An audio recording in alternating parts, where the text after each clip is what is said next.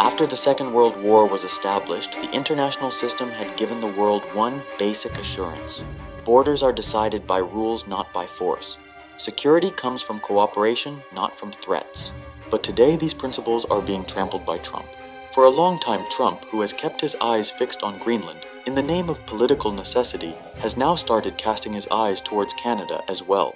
This is a clear signal of the revival of 19th century imperial thinking. Today, the attack carried out on the sovereignty of Canada and Greenland is not just the story of two geographies, it is challenging the future of NATO, the end of international law, and the future of small nations themselves.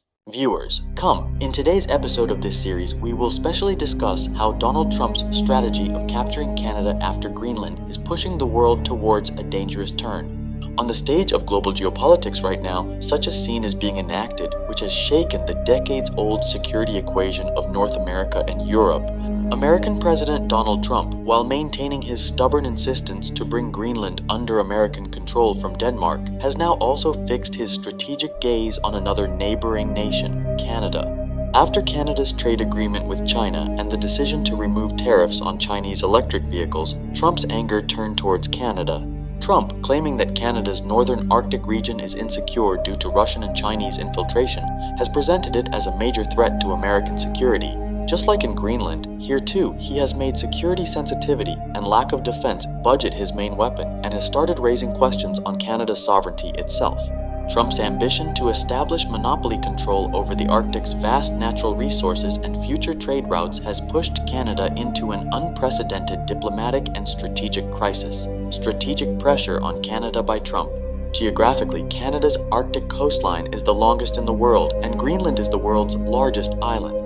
Trump has explained the vast and remote geography of both regions as their biggest weakness.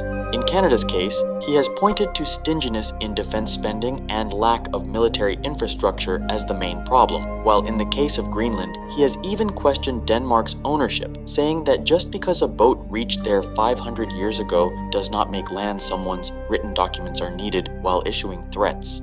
The kind of statements Donald Trump is giving regarding the security sensitivity of Canada and Greenland, within them lies a deep political and strategic intention. Trump's primary objective is not to immediately capture Canada or start a war. Rather, this is a well-thought-out move to create strategic pressure. He is creating a psychological environment by showing Canada the fear of Russia and China, where Canada is forced to make radical changes in its defense policy and budget. This move by Trump has pushed Canada to a difficult point of choice. Now, only two options remain before Canada.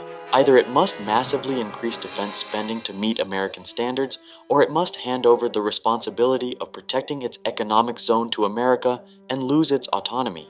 This is Trump's old business-style diplomacy, where he views security guarantees as an object of transaction. Even though he shows fear in the name of security, Trump's real intention is to establish American sole dominance in the Arctic region. Trump wants American leadership to be unquestioned in every military activity, radar system, and strategic decision in the Arctic. For this, he is also trying to create pressure in Canada's internal politics, so that the government there increases the defense budget even by cutting spending on social programs.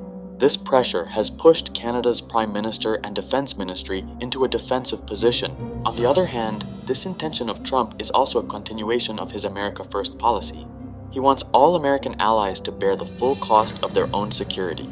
He has weaponized the issue that Canada has not met NATO's 2% defense spending benchmark. This transactional diplomacy of Trump makes it clear that America will no longer carry the burden of anyone's security without self-interest.